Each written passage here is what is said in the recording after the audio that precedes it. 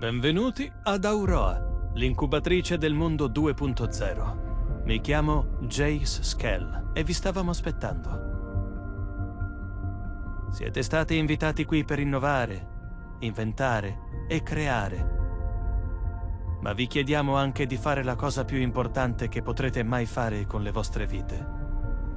Qui, lontani dal resto del mondo, costruiremo gli strumenti per condurre il pianeta nel futuro.